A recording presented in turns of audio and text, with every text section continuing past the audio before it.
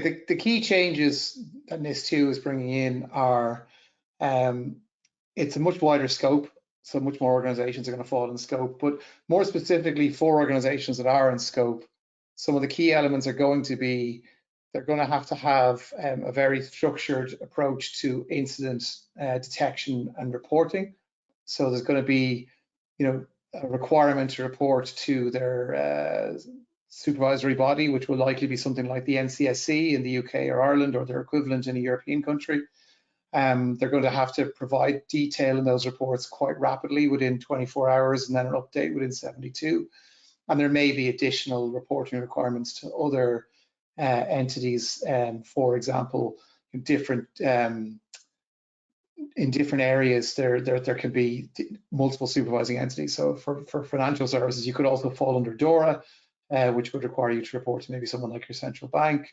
Or if you were in maybe a telecommunications, you could have to report to someone like Comreg in Ireland. I think the other key changes are around requirements for senior leadership to get cyber risk and cyber management training. So they need to be able to, they have a lot more responsibility now, so they need to understand there's the cyber risk management program and the decisions and appropriate budget and management of those. So I think that's another key element.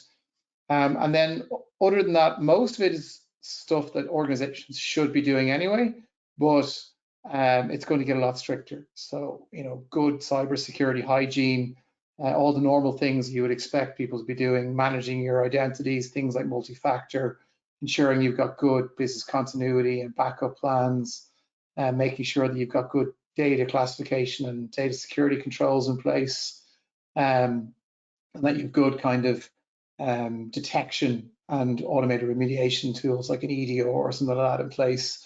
And then probably key will be training, making sure your staff get good security awareness training. So all of this is stuff we all should be doing, but now we're going to be audited and required to do so.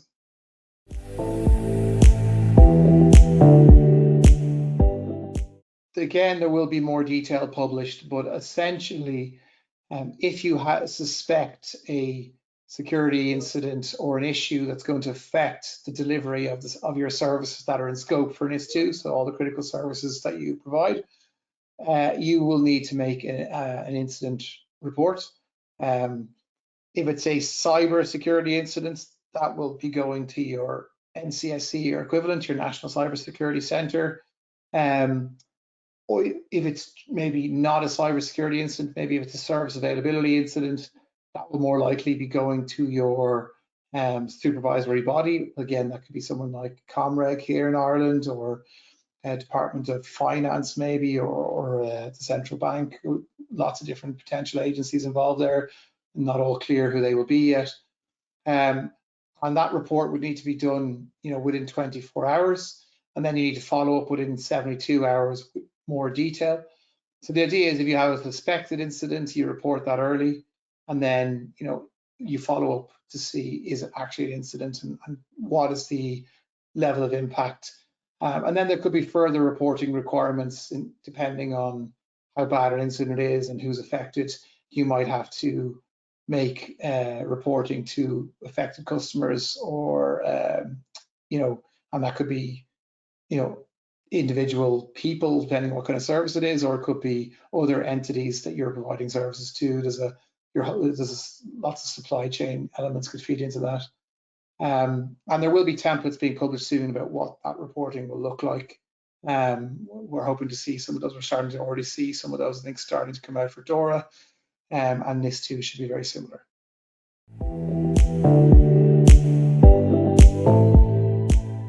Yeah, so in order to kind of assess your maturity or your position on where you are now vis-a-vis NIS2, well, there's a good bit of information out there on NIS2, but not a lot of detail, because we're still pending legislation to come out in all of the European countries, which will happen later this year.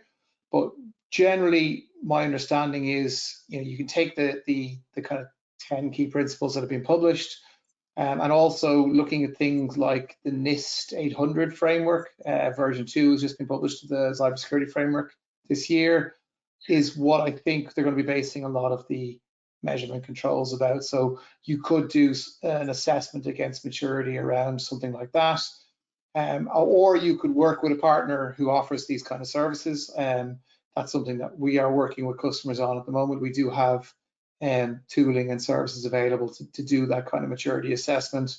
And really, it's just a gap analysis to see, where are the key areas that you don't have or you need to do a little bit of work on to meet NIS2. Most of those hopefully will be in things like the net new stuff around incident reporting and handling, and maybe the training or at board level. You would hope that a lot of the rest of the stuff is things organizations are already doing.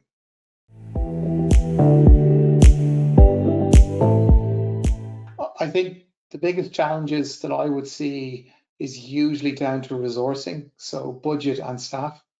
There is a well-known and well-publicized global shortage of skilled cybersecurity staff. There are issues with the workload of people who work in cybersecurity, particular areas like SOC and incident response. Burnout is a major issue.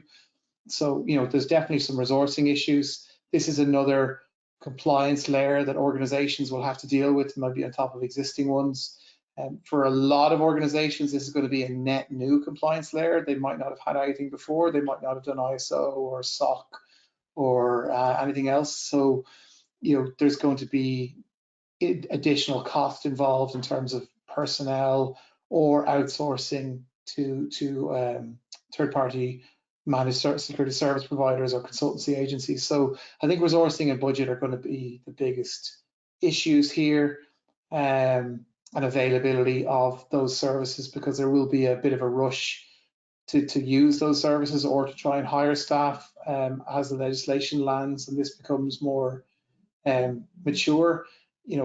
It's probably going to take at least a year to settle in. We saw that with GDPR. But yeah, I think that's going to be the biggest challenge.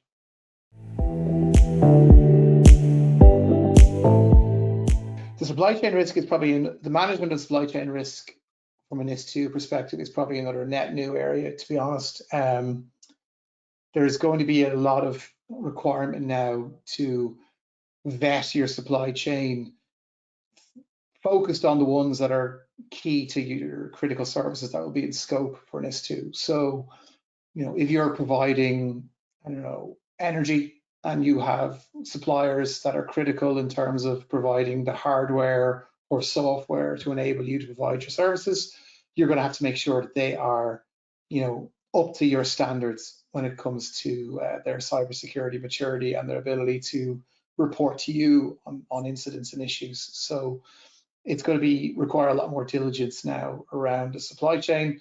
But probably the first bit of advice is to look at your entire supply chain and identify who those key critical suppliers are, and then see what level of security information you already know about them, and then whether you need to do a more detailed cybersecurity risk assessment on them, and how you're going to manage that on an ongoing basis, and make sure you've got good agreements in place around if they have issues, that they will report to you in a timely fashion so that you can make your reports in a timely fashion, and that they have good controls that you are comfortable meet your standards.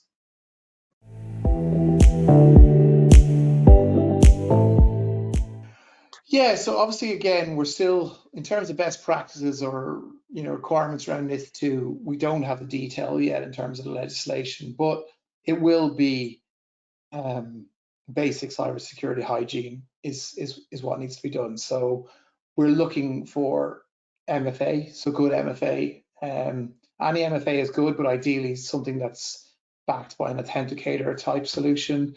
Biometrics would be quite useful there as well. Good coverage across all of your endpoints, that you have visibility of what is going on in them in terms of software installation or potential malware activity. So having an agent that's running on all your endpoints that gives you that kind of information telemetry, and ideally will automatically quarantine or do automatic fixing of those devices, so some kind of EDR solution. Good visibility at your network layer of what's going on at the perimeter and your internal. Understanding what your baselines look like, so it's easier for you to detect anomalies. So being able to do good baseline analysis, and then really looking to see when something is out of the ordinary. Good data security controls, so having data classification is going to be a requirement, so that you understand what your critical confidential data is and you protect that accordingly. And that might mean more stringent controls around that, maybe using encryption and maybe things like DLP to prevent that data being exfiltrated at the endpoint or network or SaaS layer. Good cyber awareness training for all your staff, effective cyber awareness training, so not just tick the box type training, your regular testing, test of knowledge will be very important. And good internal audit programs, so that you can check that all of your controls are actually working. So you're not just implementing the controls, you're measuring the effectiveness of those controls on a regular basis. I think that's going to be very, very important as well. So those would all be kind of key, good practices that I would expect organizations should have in place. And if they have those in place, they're going to be a long way towards being compliant with NIS2.